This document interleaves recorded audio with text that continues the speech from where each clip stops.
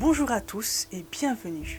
Je vous propose un Café Rébellion, un entretien vidéo pour le magazine Rébellion au SRE. J'ai la chance d'accueillir Damien Tarel, l'homme qui a osé gifler le président Emmanuel Macron. Voici la première partie d'un entretien fleuve en 5 parties, portrait d'un gifleur. Bonjour à tous.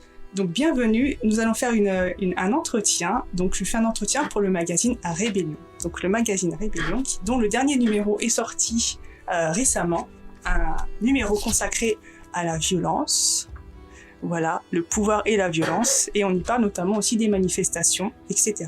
Les manifestations anti-pass et autres, vu qu'on aura probablement de nouvelles actualités merveilleuses qui nous appelleront à manifester. Merci beaucoup Damien de nous accorder cet entretien. Donc pour ceux qui ne te connaîtraient pas, est-ce que tu peux te présenter ? Je suis Damien Tarel, je suis un jeune Drômois de 29 ans. Je suis étudiant en événementiel, j'ai fait beaucoup de boulot dans ma vie, j'ai travaillé à peu près dans tous les domaines et je suis connu pour avoir giflé Emmanuel Macron alors qu'il était président de la République. Qu'est-ce que ça fait d'être connu pour une gifle ? C'est un peu étrange comme CV. C'est un petit peu particulier parce que je pense qu'on a tous mis dans notre vie. C'est un geste qui est accessible à tous, qui n'est pas d'une violence particulière. On est tous capables de mettre une gifle, que ce soit à un gosse qui fait une bêtise ou à quelqu'un qui nous manque de respect. Ce qui est particulier chez moi, c'est que c'était à Emmanuel Macron, donc président de la République. D'accord, on peut tous faire ça, mais on a aussi des blocages sociaux et peut-être du courage, des choses qui peuvent empêcher. Enfin, et quelle est la différence entre toi et n'importe qui d'autre ? Je pense que la différence, c'est que j'ai considéré Emmanuel Macron comme un homme avant tout, et comme en fait n'importe quel homme. C'est-à-dire que je ne l'ai pas considéré comme un roi, un monarque ou une personne particulièrement prestigieuse comme on essaye de nous le présenter. Je l'ai considéré avant tout comme un homme, et peut-être même que l'exigence de la fonction et la manière dont il la bafoue m'a d'autant plus incité à commettre cet acte que si c'était en fait une personne tout à fait normale. D'accord, donc c'est vraiment pour protester son mode de gouvernance, on va dire, ses réformes, ses lois, ce qu'il fait contre la société, mais du coup, qu'est-ce qui ne va pas dans sa manière de gouverner ? Il y a beaucoup de choses. On pourrait remonter même à son mandat en tant que ministre de l'économie sous Hollande. Vous savez, la fameuse loi travail à l'époque qui avait lancé le mouvement Nuit debout. Faut pas oublier qu'il en est un petit peu à l'origine. Il était ministre de l'économie à l'époque. Puis après, en tant que président, il y en a tellement, sans parler des affaires, comme l'affaire Benalla, les gilets jaunes aussi, qui montrent très bien le décalage qu'il y a en fait entre le gouvernement et la population. Et le plus proche dans le temps qu'on a, c'est le traitement de la crise sanitaire, qui là, je pense que c'est le sommet du podium. On n'a jamais vu ça, on n'a jamais vu un tel échec dans toute l'histoire de la République, même j'ai envie de dire dans toute l'histoire de la gouvernance française, pour monter à loin. Malgré le fait qu'il fasse qu'il parle aux Français en disant qu'il réussit tout, que tout se passe bien, que son mandat est exceptionnel, alors qu'en fait les prix ne font que augmenter. Donc on a des prix qui sont plus hauts que les débuts des Gilets jaunes, il me semble. Les Gilets jaunes, donc c'est un mouvement dans lequel tu étais impliqué. Oui, tout à fait. Alors au début, les Gilets jaunes, j'avoue que je n'ai pas vraiment accroché avec le concept qui était de bloquer les gens.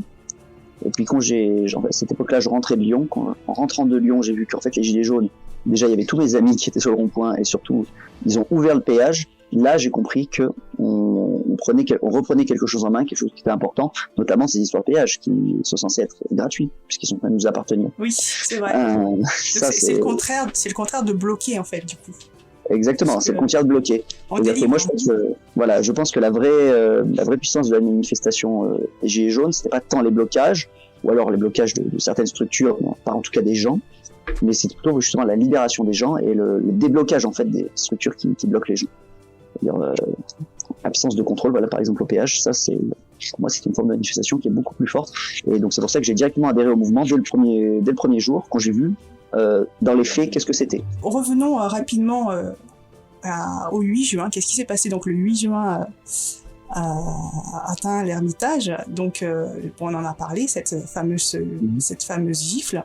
Est-ce que vous voulez revenir sur les événements et puis expliquer ensuite qu'est-ce qui s'est passé juste après? On peut revenir rapidement parce que même si je pense que j'en ai suffisamment parlé, j'ai l'impression que beaucoup de gens encore ne sont pas au courant de la situation. Ils sont juste au courant de la gifle, mais ils ne sont pas au courant de la situation. Qu'est-ce qui est arrivé ce jour-là? Donc il faut quand même le rappeler que ce jour-là, j'attendais Emmanuel Macron, tout simplement pour manifester mon mécontentement à la base, plutôt de manière vocale.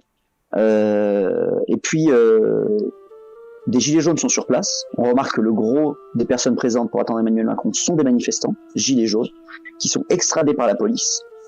Et à ce moment-là, donc je peux imaginer la scène, hein, des gens de plus de 50 ans, qui ont peut-être pris sur le temps de travail pour manifester, qui sont extradés par la police.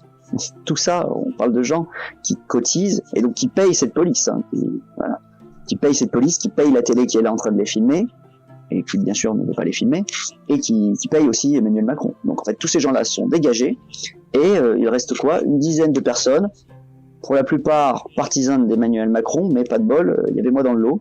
Et là Emmanuel Macron, contre toute attente, que ce soit de ses gardes du corps, de la sécurité, prend la décision de sortir de sa voiture et de s'élancer vers moi pour me serrer la main directement. Donc là, oui, une réaction, c'était très rapide. Hein. C'est très rapide, j'ai dû prendre une décision très rapide.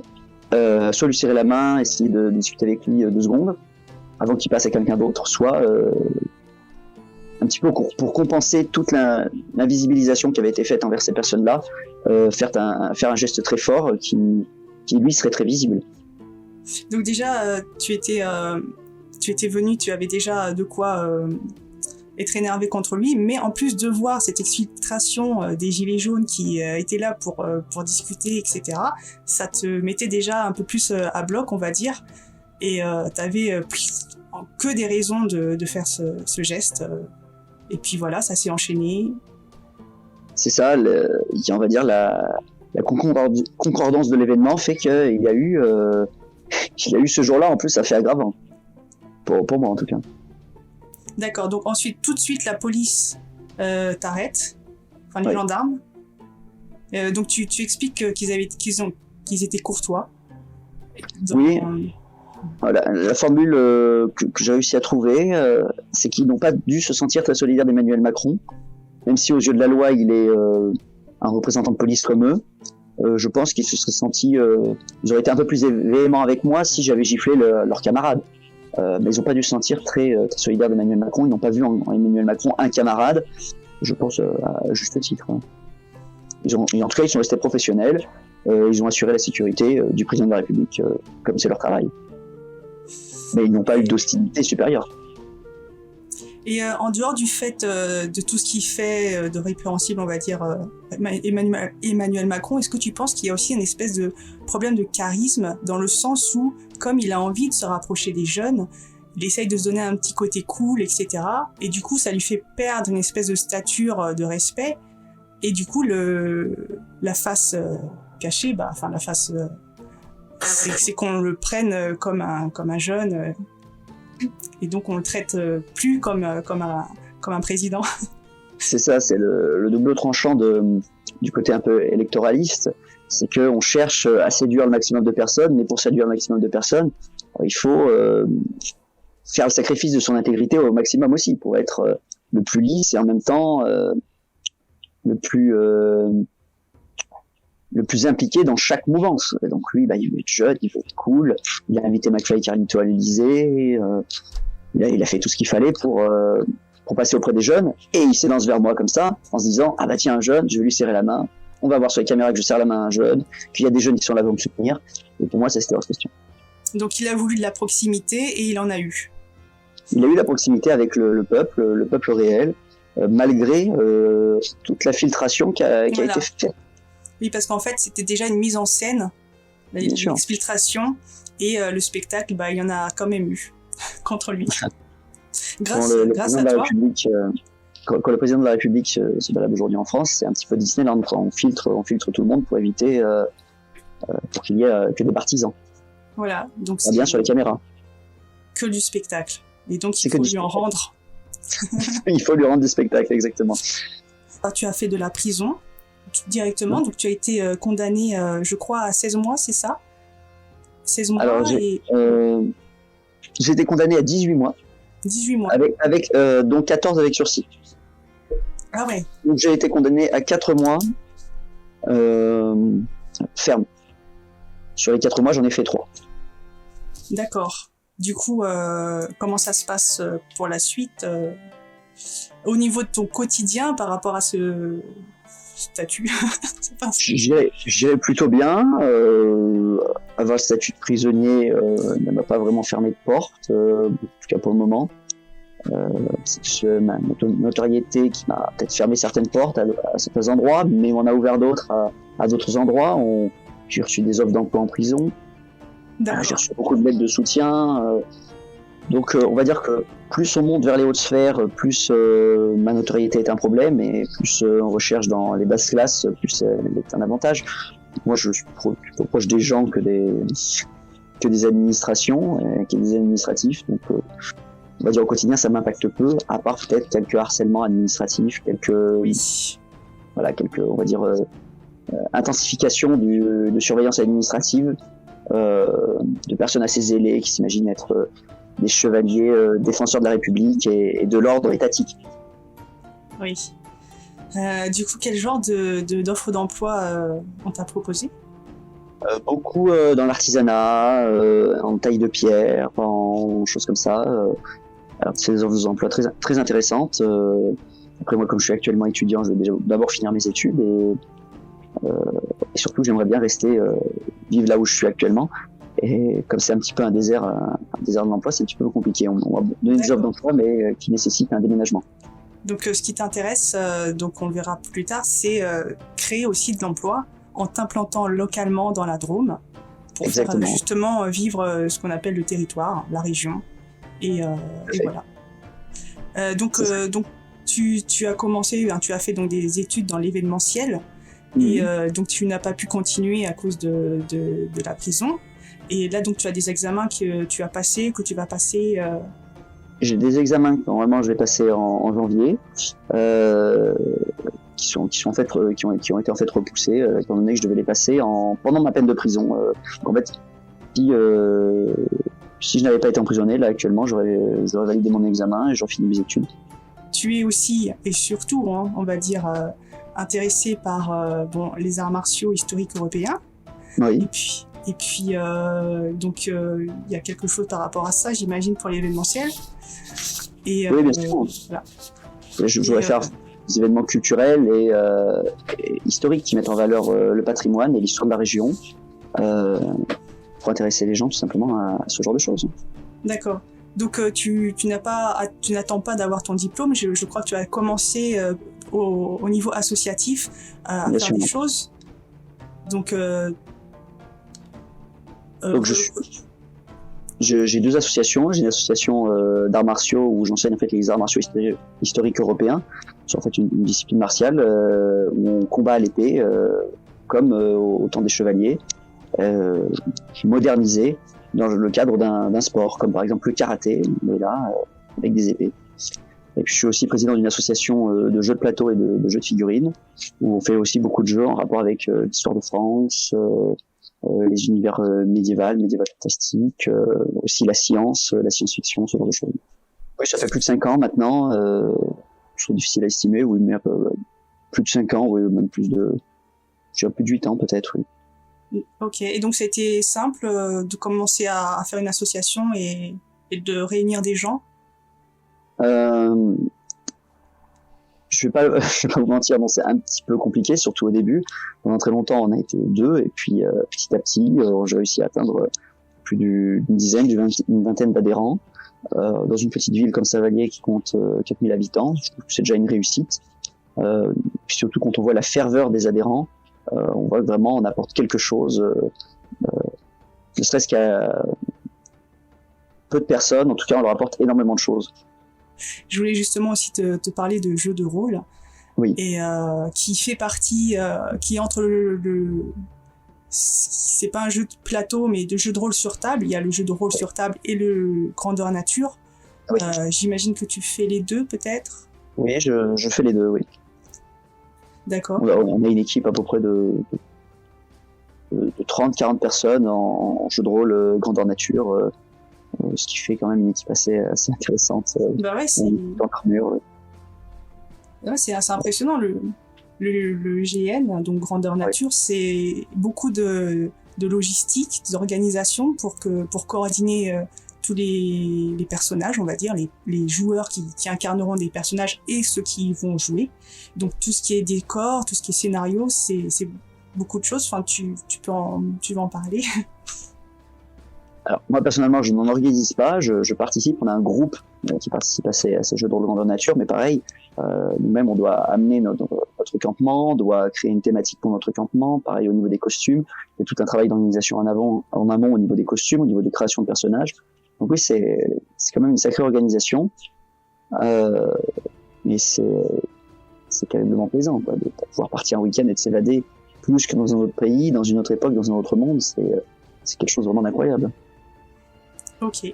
Et donc l'idée en plus de valoriser le patrimoine français, ou ça dépend si on voyage en Europe ou ailleurs, et de s'imaginer, on est là, on a des pierres, et ces pierres ont vécu des moments avec des guerriers, des chevaliers, et là on peut avoir ce contact direct avec le lieu et s'imaginer retourner dans le passé, quoi. Exactement, on est en immersion en fait. C'est ça qui est incroyable, hein. C'est qu'on est en immersion et ça nous fait réfléchir parce qu'on se dit, là on est dans un cadre de jeu, dans un cadre de simulation, mais à une certaine époque c'était une réalité. Voilà. Et c'est vrai que ça fait rêver. Ça fait rêver tous les enfants du plus jeune âge et j'ai envie de dire même les adultes. C'est très important ce rêve-là. Oui. Et on peut continuer, ça ne se limite pas, enfin ça ne devrait pas se limiter aux enfants, il faut continuer d'apprendre et de se replonger, enfin surtout si ça nous plaît. Donc il y a valorisation du patrimoine, parce que bon, moi je constate, et pas que moi d'ailleurs, que le patrimoine n'est pas très valorisé, au contraire, il est même parfois détruit volontairement, oui, soi-disant pour des problèmes de budget, alors qu'on voit que le budget peut être utilisé pour des choses beaucoup plus futiles. Et du coup, c'est très bien. Enfin, moi, j'encourage chacun à justement faire des choses pour le patrimoine local où qu'on habite en France, et que ce soit pour le tourisme ou même pour soi-même, pour les personnes qui habitent à côté, des fois ne connaissent pas son propre patrimoine, et il n'y a pas de honte à ça. C'est juste que la société ne nous encourage pas à ça, et donc il faut des initiatives qui peuvent être ludiques dans le cadre d'un jeu de rôle ou d'un grandeur nature ou autre. Donc il y a le patrimoine et donc il y a le costume. Donc on imagine des armures. Forcément à chaque époque il y a des styles différents, également des armes différentes. Est-ce que tu as des préférences? Moi j'aime bien plutôt le Moyen-Âge. J'ai aussi une fascination pour l'Antiquité. Armure ou sans armure, je trouve que les deux sont très plaisants. Et c'est vrai que, comme tu disais, quand on voit les pierres qui commencent à tomber de notre patrimoine, on se dit qu'il y a aussi, métaphoriquement, une pensée en fait qui commence aussi à s'écrouler, une certaine vision du monde, une certaine vision. Et pareil pour l'habit, par rapport à comment les gens s'habillent, on sent qu'il y a une certaine déliquescence, mais en fait qui ne suit qu'une déliquescence de la pensée, en fait, une déliquescence de, ça peut être idiot à dire, mais de nos valeurs. Mm-hmm. Et on le voit dans le jeu de rôle, justement, quand on s'immerge dans un monde où on peut, par exemple, mourir, se faire agresser, se faire détrousser au coin d'une ruelle, on en vient à revenir à ces valeurs-là, ne serait-ce que dans le cadre d'un jeu, et après on les comprend dans le cadre de la réalité. Je trouve qu'il y a un côté, comme tu dis, pédagogique à ce niveau-là. D'accord. Je buguais sur un truc. Dans la réalité, on peut aussi actuellement se faire détrousser au coin d'une ruelle. Mais bon, en effet, vivre cette expérience à travers un jeu où on meurt pas pour de vrai, ça peut nous préparer au courage, idéalement, à survivre à ce genre de confrontation. Et donc là, on parlait de valeurs.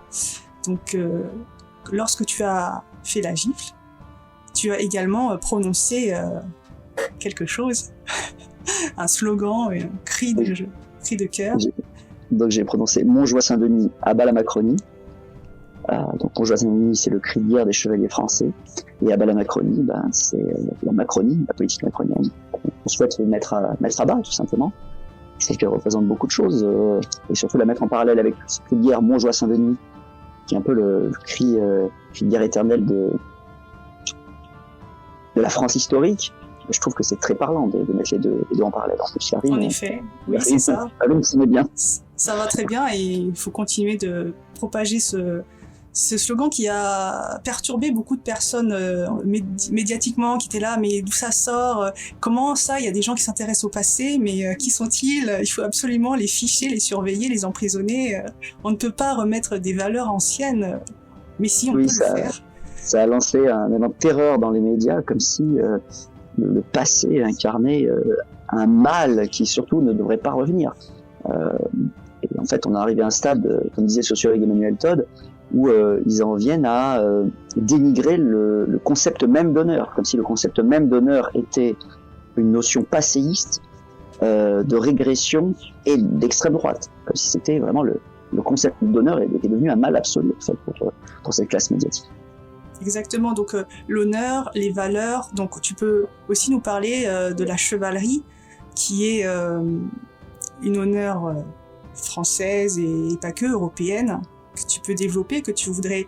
ce n'est pas juste porter un costume, ce n'est pas juste porter une épée, c'est aussi se remettre dans un état d'esprit, des valeurs, défendre son prochain, la courtoisie peut-être, je ne sais pas, dis-moi...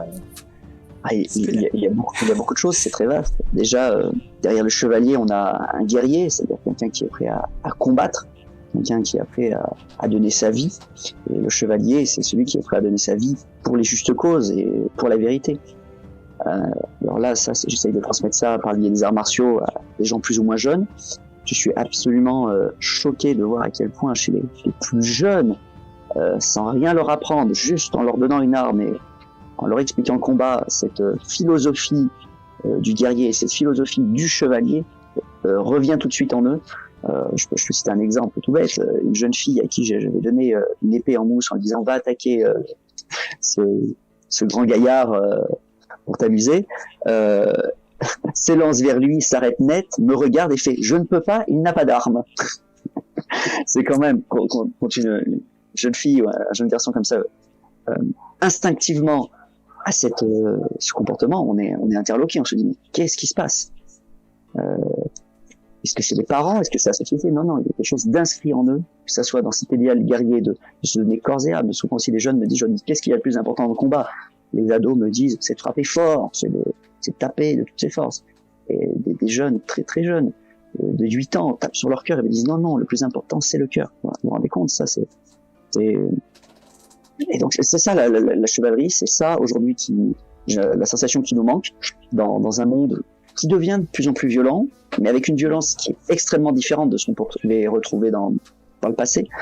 On a besoin peut-être de ce retour à des valeurs, à du courage, à une intégrité. C'est le mot qui me revient le plus souvent en chevalerie, c'est l'intégrité, le fait de maintenir, de créer un lien entre nos pères et nos enfants, notre histoire, et d'éviter de tomber dans cette déliquescence de la facilité, du confort, de l'individualisme, de ce genre de choses en fait, qui sont en fait vraiment un confort mortifère.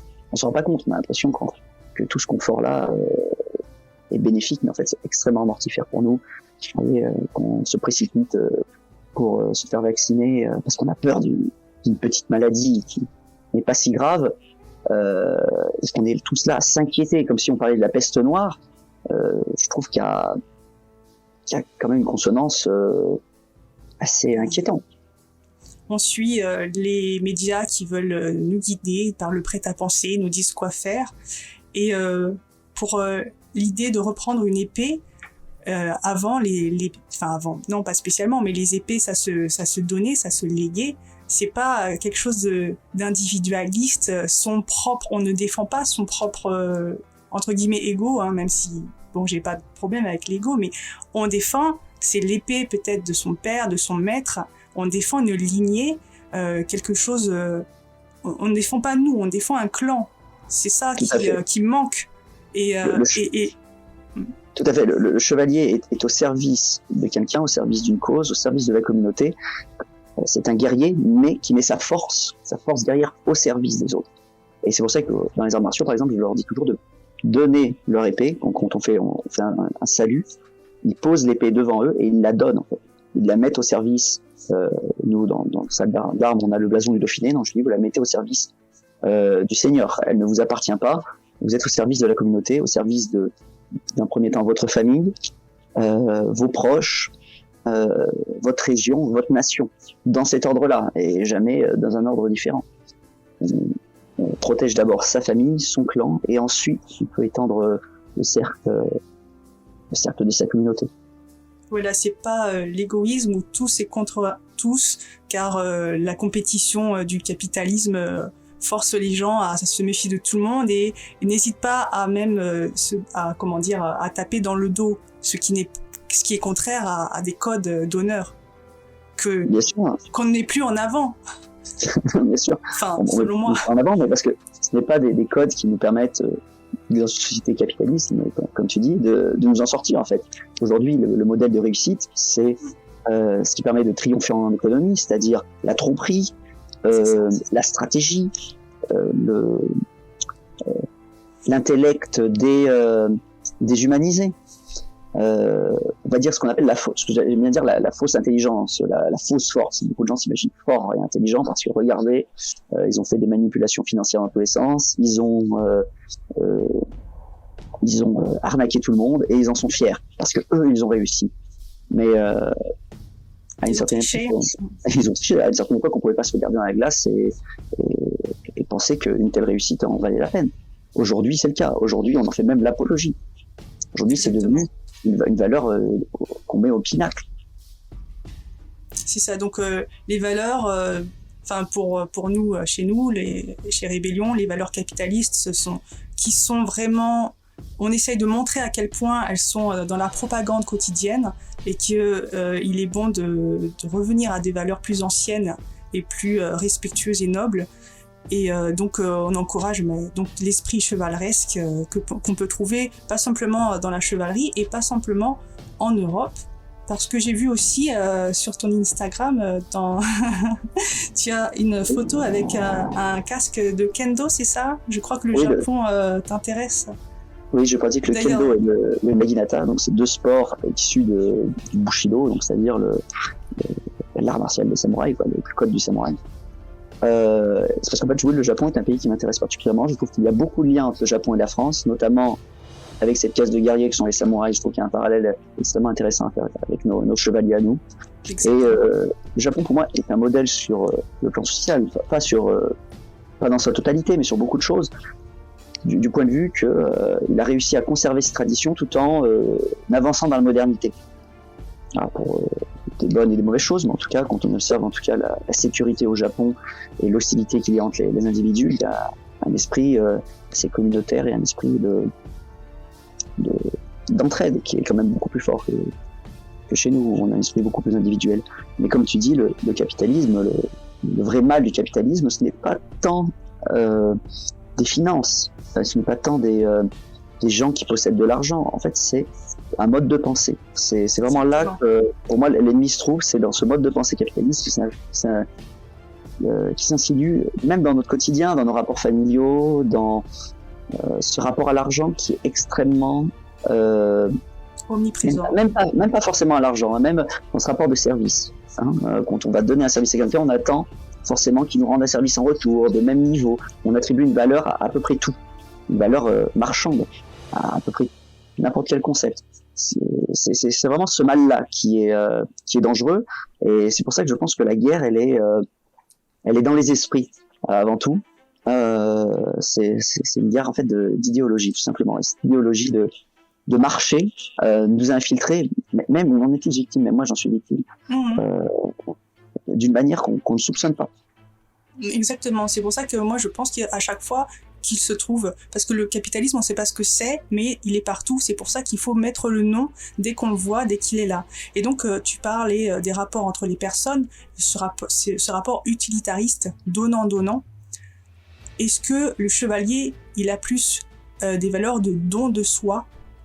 Il appartient à son maître ou à une cause, donc c'est vraiment un don de soi où il est au service de ce qui n'est plus ce qui est moins possible aujourd'hui.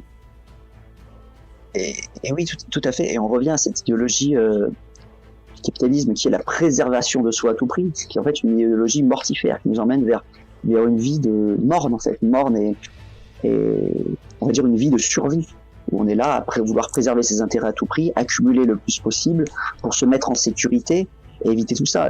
L'idéal chevaleresque, c'est tout le contraire, c'est justement se donner corps et âme, accepter la mort et les dangers sans considération pour un quelconque bénéfice. Moi, quand j'ai mis cette gifle, je n'ai pas pensé au retour qu'on pourrait me donner, positif ou non. Je pensais à ce qui me semblait juste sur le moment. Et à aucun moment je n'ai calculé un quelconque risque-bénéfice. Et je pense que c'est ce qui freine la plupart des gens. Quand on en parlait tout à l'heure, qu'il y a la différence entre moi et la plupart des gens, c'est simplement que je n'ai pas calculé. Je ne me suis pas dit, mon Dieu, mais si je donne la gifle, combien de prison je risque? Qu'est-ce que je dois dire? Qu'est-ce que je dois faire? Est-ce que il faut que je la donne fort? Je me suis pas posé cette question-là. Je me suis dit, voilà une injustice, j'y réponds par ce que j'estime être quelque chose de juste. Et je pense qu'on y gagnerait tous à agir comme ça. Ce qui nous semble être sur le coup une perte, parce que j'ai été privé de liberté, donc ça peut choquer, on peut dire, mon Dieu, mais je suis privé de liberté, j'ai été idiot, j'ai perdu quelque chose. Mais en fait, un gain. Et même si c'est pas dans notre vie, ça sera pour la communauté, dans notre mort, plus tard. Mais on ne peut pas penser justement en termes de stratégie perpétuelle pour optimiser sa survie jusqu'à qu'on ait l'âge de trépasser. Non, il y a un moment qu'il faut penser plus loin, il faut penser à nous tous.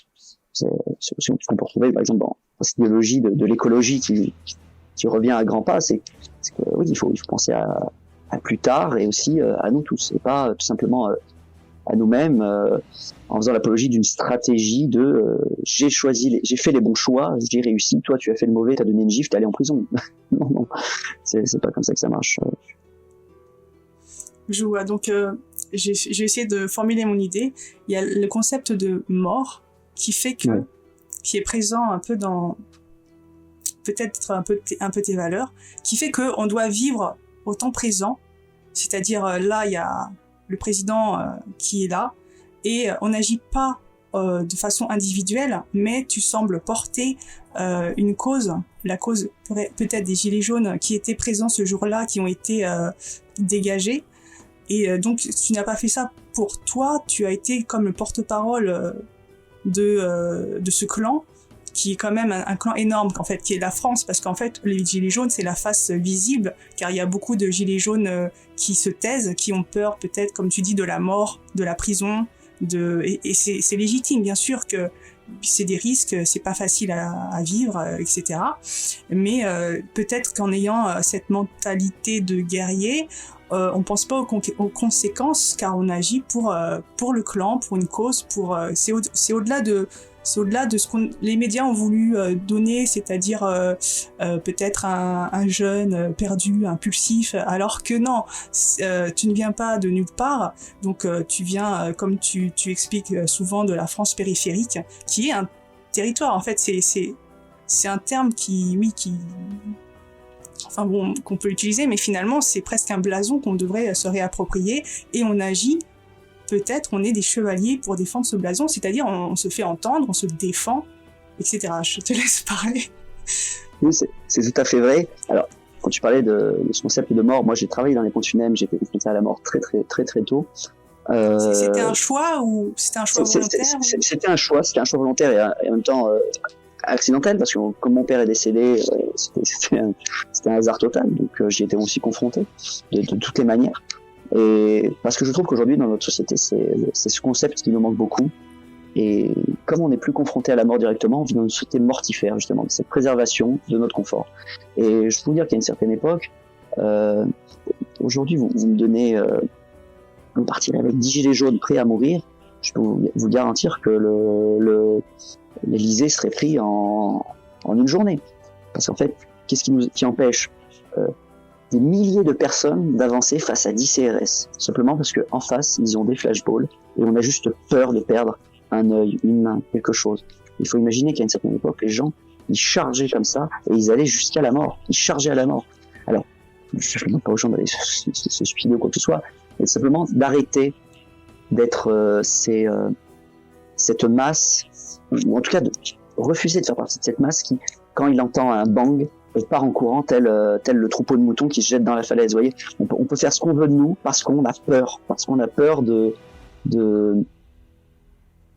recevoir quelque chose, de perdre ne serait-ce qu'un bout de sa liberté. Aujourd'hui, la peur de la prison, ça maintient beaucoup de monde. La peur de se prendre une amende, la peur de se recevoir un coup de flashball, tout ça, c'est grâce à ça qu'on est maintenu, uniquement par ça. Nos chaînes, elles sont là, elles sont dans cette peur qu'on nous instigue. Mais en vérité, on est tous capables de passer outre. Et si on passerait outre, on serait libre. Et on serait capable, en tout cas, de récupérer notre liberté. Alors c'est vrai que la peur, c'est vraiment quelque chose qui soumet les gens. Moi personnellement, j'ai peur. Hein, je n'ai pas peur de dire que j'ai peur. C'est un réel risque, même de se faire éborgner, etc. Même se prendre des coups. Mais justement, on va revenir sur les arts martiaux peut-être. Par exemple, quand on fait des arts martiaux, au début, quand on est débutant, il y a quand même la notion, on se prend des coups, et il y a beaucoup de blocages. Moi personnellement, je sais que j'essaye de faire un peu d'art martial, mais juste j'essaye de faire de la boxe juste pour m'entretenir, et j'arrive pas, j'ai des blocages, j'arrive pas à donner des coups, je n'arrive pas à en prendre. Et donc, cette peur de prendre des coups, ou je ne sais quoi, d'où est-ce que ça vient? On a des blocages. Est-ce que tu sais, est-ce que tu saurais répondre? Est-ce que tu as observé ça chez des gens? Cette peur qui limite? Bien sûr. Alors, pour moi, elle vient de deux choses. Déjà, dans la société de confort dans laquelle on évolue, et aussi parce qu'on fait l'apologie, que ce soit à la télévision, de ce confort, et en même temps, on instigue l'angoisse perpétuelle. On vit dans un monde de personnes qui sont à la fois, qui n'ont jamais été aussi dans une situation aussi confortable, et en même temps qui n'ont jamais eu autant peur de perdre ce confort-là. Alors qu'à une certaine époque, les enfants jouaient, se prenaient des coups, ça faisait partie de leur amusement. Parce que tu parles des arts martiaux, c'est vrai que c'est très intéressant. Ce qui fait perdre un débutant dans les arts martiaux, on remarque très souvent, ce n'est pas tant sa faiblesse technique, et c'est même à haut niveau c'est le cas, c'est cette perte de contrôle et cette peur qui nous fait basculer dans le chaos en fait, où on perd complètement la notion de qu'est-ce qu'on doit faire, comment le faire, et très vite on commence à avoir peur, à se mettre en position défensive, et c'est ça qui donne l'avantage à l'adversaire. C'est ça qui permet à l'adversaire de gagner. À partir du moment où le combattant est en retrait, cherche à se défendre, à se protéger, et ben l'adversaire prend l'avantage et commence à gagner. C'est comme on peut l'imaginer aussi dans les jeux de stratégie, dans les jeux d'échecs, dans tout ça, hein. Quand l'adversaire commence à paniquer et à se défendre, en fait il a déjà perdu. Et c'est en fait l'acceptation, notamment dans les arts martiaux, de déjà se prendre des coups, l'acceptation du sacrifice, l'acceptation de être à l'aise en fait avec ce chaos. En fait, la vie est chaotique. Hein. Même si on a toute une structure aujourd'hui qui nous permet de ne pas le voir, la vie est chaotique. Assumer ce chaos, assumer ce qui adviendra ce que pourra, un petit peu d'une certaine manière, permet de vivre en accord avec ça. C'est ce qui nous permet d'avancer sans avoir peur vers son objectif. Et l'inverse, c'est ce qui nous permet d'avoir peur, peut-être de se préserver sur le moment, ce qui est parfois très important, mais peut-être sur le long terme qui nous empêche de vivre réellement.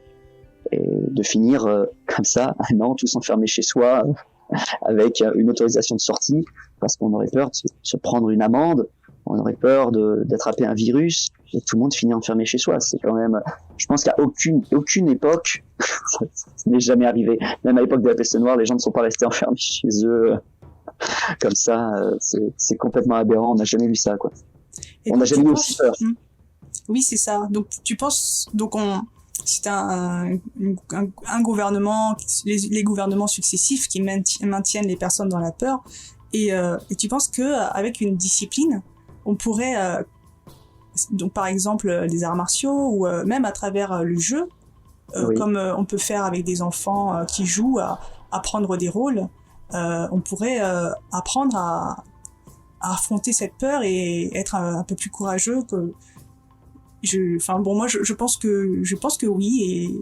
Et toi, tu l'as peut-être vu dans ton quotidien que tu es peut-être dans cette voie en tant qu'instructeur aussi, donc de pas juste apprendre la technique qui est très importante également, mais un état d'esprit, cette discipline où on combat la peur en fait, on combat pas l'adversaire, on combat la peur de prendre des coups. Bien sûr, je leur mets même souvent des épreuves un petit peu de psychologiques. Par exemple, je leur fais faire des exercices de déplacement sur des poutres un petit peu en hauteur. Alors, ils ont peur de tomber, ils ont peur de se faire mal. Je leur dis non, n'ayez pas peur. Et on voit bien que c'est justement à partir du moment où ils ont peur qu'ils perdent l'équilibre. Et pareil, souvent je leur fais combattre par exemple un adulte, parce que j'ai le cours des adultes qui est juste après le cours des enfants. Et souvent les enfants je leur dis bon bah, tu vas combattre le grand là, un grand qui fait plus de 2 mètres face au tout petit. Le petit au début il hésite. Je dis non, tu y vas, comme si tu pouvais le vaincre, tu vas le vaincre. Et ça, c'est très important de se dire ça. C'est très important de pas être intimidé. Parce que si on vit dans l'intimidation, en fait, on a une vie d'esclave. Hein. C'est comme ça que ça fonctionne. C'est comme ça qu'on maintient. On a toujours maintenu des esclaves, on a toujours maintenu des peuples. C'est par cette peur. Et on n'a pas besoin de forcément être beaucoup à se libérer. Mais ne serait-ce qu'individuellement pour soi-même, en vous libérant, vous libérez beaucoup de monde. Vous voyez, avec cette gifle, moi j'ai une certaine discipline qui m'a permis de la mettre, mais je pense que j'ai fait plaisir à beaucoup de monde, juste en me disciplinant moi-même. Et si on serait plus nombreux à agir dans cette optique-là, peut-être que ça serait suffisant en fait. Pas forcément tous, on n'a pas besoin de l'être tous. On n'a pas besoin de chacun son combat, chacun son degré d'implication. Mais là aujourd'hui, on est trop peu. On est trop peu pour assumer ce rôle d'aller au sacrifice en fait. Il n'en faudrait pas beaucoup pour que les choses changent.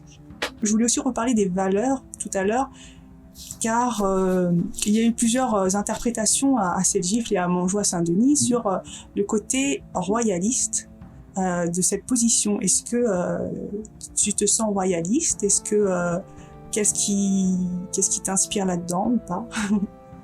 Je me sens plutôt royaliste, oui. La France, quand on regarde historiquement ce qu'est la France, elle a été construite avant tout par la royauté, passablement autour de la personne du roi. Le roi qui est avant tout, comme on l'a dit, un guerrier avant tout, c'est quelqu'un qui est prêt à se battre et à sacrifier sa vie. Hein. Le roi, c'est quelqu'un qui allait sur les champs de bataille, souvent qui était capturé, parfois même tué au combat. Donc, je me retrouve dans cette optique d'un dirigeant qui pourrait être un roi. Surtout quand on étudie l'histoire, ça peut surprendre beaucoup de monde, mais l'État n'était pas plus présent dans le quotidien des personnes à l'époque des rois qu'aujourd'hui. Aujourd'hui, on a un État qui est extrêmement centralisé, qui contrôle notre quotidien d'une manière bien plus absolue que n'importe quel roi, n'importe lequel des pires despotes, que ce soit antique ou médiéval. On votait tous les mois, toutes les semaines dans les assemblées parlementaires, dans les villages, comme ça se fait encore un petit peu aujourd'hui en Suisse, à l'époque du Moyen-Âge. Le pouvoir était bien moins centralisé qu'aujourd'hui. Donc moi je suis pour ce retour à un pouvoir moins centralisé. Ça peut faire sourire certaines personnes qui ne connaissent pas bien l'histoire, mais je suis pour plus de démocratie et en même temps un pouvoir plus fort. Ça peut paraître un peu étrange. Plus de... Comment dire ? On écoute plus le peuple, c'est-à-dire oui. C'est un pouvoir fort au service du peuple. Un pouvoir fort au service du peuple. Aujourd'hui, on a un pouvoir extrêmement fort, mais par l'élection, par le truchement d'élection, s'estime s'être confié, avoir les pleins pouvoirs qui lui sont confiés par le peuple. Alors que ce n'est pas le cas. Le simple fait qu'au Moyen-Âge, il y avait des révoltes paysannes toutes les 2 semaines, et qu'on disait, ça semblait naturel qu'un seigneur se fasse détrôner, tout simplement parce qu'on disait qu'il avait perdu le mandat divin, il avait perdu le mandat de la providence, c'est-à-dire qu'il avait perdu la légitimité au sein du territoire qui contrôlait. Aujourd'hui, il y a plus ce sentiment. Regardez la révolte des Gilets jaunes, à n'importe quelle époque, il se serait fait, destituer. Aujourd'hui, il peut se maintenir par des moyens qui sont techniques et aussi par cette centralisation du pouvoir qui va bien vous chercher jusque chez vous pour vous foutre une amende. Ça, on l'imaginait pas à l'époque. Donc, il y avait ce contre-pouvoir. Et ce contre-pouvoir qui venait du peuple et de la paysannerie est aujourd'hui très peu présent, ou en tout cas très muselé, parce qu'on lui donne le justificatif de « mais il a voté, donc il doit obéir ». Donc il doit obéir, il a voté, donc il doit obéir. Alors qu'à une certaine époque, c'est un esclave. Voter égale esclave. Et voter égale esclave, exactement. En fait, c'est exactement ça. C'est vrai. On a voté, donc on a choisi notre maître, et à partir du moment où on a choisi notre maître, c'est fini. Alors qu'à une époque, on ne choisissait pas son maître, mais par contre, on pouvait lui envoyer un coup de fourche si jamais il se comportait pas correctement. Donc forcément, ça exigeait certaines choses. Et puis, au Moyen-Âge, et puis dans les civilisations antiques, les civilisations anciennes, les dirigeants, il ne faut pas oublier ça, c'est ceux qui combattent, ceux qui ont les armes. Et ils n'ont pas les armes avant tout pour infliger au peuple des sévices et une répression. Non, ils ont des armes avant tout pour le protéger. Au début du Moyen-Âge, quand l'Empire romain s'est effondré, les villageois se sont rassemblés d'eux-mêmes autour de ces hommes d'armes parce qu'ils avaient besoin de protection dans ce monde chaotique, dans ce monde d'invasion barbare. Ils avaient besoin de protection. C'est eux-mêmes qui se sont rassemblés autour de ces hommes d'armes et eux qui, en contrepartie, leur ont assuré une protection. C'est un échange. Et donc forcément, il y avait un rapport de confrontation et de pouvoir qui était bien plus sain qu'aujourd'hui. Aujourd'hui, le dirigeant se prend pour un monarque élu. On vit dans une république monarchique. Depuis De Gaulle, la Seconde République, c'est une république monarchique. Elle a été construite pour De Gaulle. De Gaulle avait quand même un héros de guerre, quoi qu'on en dise. Il avait quand même cette intégrité. Il avait inscrit dans la Seconde République l'appel au référendum régulier. Aujourd'hui, on ne fait plus appel à ce référendum. On ne demande plus l'avis du peuple. Comment voulez-vous que telle république avec un président qui a des pouvoirs aussi forts puisse se maintenir en légitimité et puisse avoir un contact réel avec le peuple? Aujourd'hui, il y a une séparation totale. Et du coup, pour se rappeler qu'il y a une différence entre aujourd'hui et ce qui a pu exister, il faut réapprendre l'histoire, enseigner l'histoire, avoir cette transmission qui se fait. Et donc, c'est ce que tu fais à travers tes associations qui Exactement. sont à la fois ludiques, à la fois martiales, mais culturelles également. Et donc, c'est quelque chose... Tu penses que l'État, l'éducation nationale ne fait pas très bien son travail? Non, je ne sais pas. Je vais être très véhément là-dessus. Si vous avez, je ne sais pas si je peux être poursuivi pour ça. En tout cas, si vous avez des enfants à l'école, retirez-les de l'école, faites l'école à la maison. Même si c'est vous qui le faites, je vous garantis que ce sera mieux. Même si vous y connaissez rien, que vous n'êtes pas professeur. On le voit très bien, l'État en plus a mis des mesures pour empêcher ça. L'école à la maison, c'est la pire des choses pour l'État. Il enseigne à vos enfants une idéologie, une vision de l'histoire qui est extrêmement faussée, extrêmement orientée idéologiquement. La meilleure des choses pour vos enfants et pour le futur de notre pays, c'est de leur enseigner, de leur faire l'école à la maison. À une époque, on n'avait pas les moyens d'accéder au savoir, donc l'école publique était indispensable. Aujourd'hui, on a tous les moyens d'accéder à ce savoir. Donc, l'école publique n'a plus aucune utilité, si ce n'est une utilité de propagande. Là, je suis un petit peu véhément là-dessus, mais je suis confronté vraiment aux jeunes et aux enfants, et je le vois bien, les conséquences que ça a. Une vision de l'histoire qui est extrêmement partielle, extrêmement tronquée, extrêmement faussée, et qui, du coup, crée des idéologies qui n'ont aucun sens. Parce qu'en fait, ils ne connaissent pas ce qui est arrivé, ce qui risque de réarriver, comment les choses fonctionnent. Quand on ne comprend pas l'histoire, on ne comprend pas comment les choses fonctionnent, on ne comprend pas comment les sociétés fonctionnent, comment la nôtre est née, d'où elle vient. C'est monstrueux de se dire ça. De se dire qu'on ne comprend pas le monde dans lequel on vit. Et on ne sait pas que d'autres choses sont possibles. bien sûr, et on n'a pas conscience que d'autres choses étaient possibles, que d'autres choses ont existé par le passé. On fait table rase du passé, on est condamné en fait à le réinventer perpétuellement sans le comprendre en fait. Ça c'est terrible. Les origines de la démocratie, quand on regarde que c'est les origines de la démocratie sous Athènes, on est un petit peu choqué de voir que des gars qui ne connaissaient pas l'électricité avaient un régime beaucoup plus démocratique que le nôtre. C'est un petit peu choquant. Alors on parlait de royauté. C'était le royaume grec.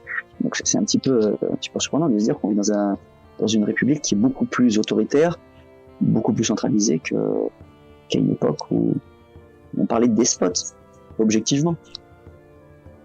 Après, j'imagine et j'espère qu'il y a de nombreux profs, notamment des profs d'histoire, qui veulent faire des choses comme ils pensent que ce serait juste, mais qui sont confrontés à une hiérarchie institutionnelle qui leur empêche de faire ça. Donc, j'imagine que le problème n'est pas tant les profs d'histoire ou les professeurs qui est déjà un métier, qui est compliqué, qui est de plus en plus compliqué, à la fois par rapport à... Comment ? Et très surveillé aussi. Oui. Et il y a un embrigadement aussi idéologique qui sont faits aux professeurs. On a vraiment une volonté que les professeurs soient des apôtres d'une certaine idéologie. Je peux citer un exemple un petit peu que j'ai appris récemment, je ne sais pas si c'est vrai, mais le Samuel Paty, justement s'était fait égorger par un islamiste. On nous a pas signalé qu'il était aussi fan d'histoire médiévale et qui faisait des reconstitutions médiévales avec ses élèves, qui leur faisait participer à des jeux de rôle médiévals avec des épées, des choses comme ça. Ça, c'est intéressant de le savoir. Il n'est pas qu'un héros républicain. D'accord. J'espère que les rôlistes n'auront pas ce futur, mais si il dérange certaines personnes, c'est que ce qu'il fait est important pour nos enfants et au-delà de ça pour la France, pour là où nous sommes. Donc nous saluons sa mémoire et ce qu'il faisait et donc aussi ses reconstitutions, donc l'histoire, la transmission. Et donc heureusement ça se fait pas que par l'école et donc le tissu associatif dans lequel tu es et dans lequel tu t'engages a priori avec l'événementiel, ça peut permettre aussi de retransmettre cette histoire. Comment tu sensibilises les jeunes ou les moins jeunes d'ailleurs, hein, parce qu'il n'y a pas que la jeunesse, il n'y a pas que les enfants. Comment tu leur donnes goût à l'histoire parce que peut-être qu'il y a des gens qui sont dégoûtés par l'histoire. Moi, je sais que j'aimais pas trop l'histoire pendant la période à l'école, et j'ai commencé à aimer l'histoire à partir quand j'ai pu visualiser comment étaient les personnages historiques. C'est-à-dire que je fonctionne de manière visuelle et ça m'a beaucoup aidé et j'étais beaucoup plus intéressée. Et j'imagine que à travers peut-être la reconstitution ou le jeu de rôle, on a une approche différente de l'apprentissage de l'histoire, car des fois c'est pas l'histoire qu'on n'aime pas, mais c'est l'apprentissage de l'histoire qu'on n'aime pas, et c'est pour ça que les associations, les reconstitutions sont vraiment très importantes. Donc comment tu donnes goût à cette histoire, à notre histoire ? Alors déjà, dans un premier temps, je dirais par le cadre des arts martiaux, c'est la confrontation réelle. Quand on est confronté au réel et qu'on est confronté aussi dans le cadre du combat, forcément, on va réfléchir à l'époque où les gens se battaient, encore, et à partir de là, il y a tout un mythe qu'on essaie de déconstruire, le mythe du roman national. En fait, je trouve que c'est une erreur, parce que ce roman national, quand bien même c'est une vision faussée de l'histoire ou quoi que ce soit, c'est la meilleure manière de le retenir et de la connaître. Et quand on ne connaît pas, mieux vaut connaître quelque chose de plaisant mais pas tout à fait vrai, qui après nous amènera à la vérité, plutôt que de ne rien connaître. Et aujourd'hui, les gens ne connaissent rien. Pour leur parler de l'histoire avec un grand H, je pense qu'il faut raconter avant tout des histoires avec un petit H, c'est-à-dire leur faire des contes, conter l'histoire, en fait. Leur parler du récit, leur parler de, voilà, alors Clovis c'était un guerrier, après il a fait ça. Toute la machine hollywoodienne pourrait être le meilleur prof d'histoire du monde, si elle était en France. Vous voyez ce que je veux dire, on pourra avoir des films qui nous racontent l'histoire dans tous les sens. Si Netflix s'intéresse à l'histoire de France, si Game of Thrones s'était intéressé plus tôt à l'histoire de France, si on avait fait un Game of Thrones sur l'histoire de France, ça aurait été génial. Tous les gamins aujourd'hui connaîtraient l'histoire de France. Quand même, c'est pas l'histoire absolue avec la date précise. Ils n'ont pas besoin de savoir ça. Ça viendra plus tard. ils auront été mordus par la passion. Quand on fait un jeu de rôle, ce qui va nous intéresser à l'univers, c'est qu'est-ce qui se passe, quels sont les protagonistes, quelles émotions traversent quand j'apprends que tel personnage est impliqué dans telle chose. C'est ça qui est important. Une succession de dates, ça n'amène à rien, c'est justement du confusionnisme. On est là avec nos dates, on se mélange, bon, telle date c'est ça, qu'est-ce que ça veut dire? On n'en sait rien. On n'a aucune idée de comment on en est arrivé là, pourquoi on en est arrivé là.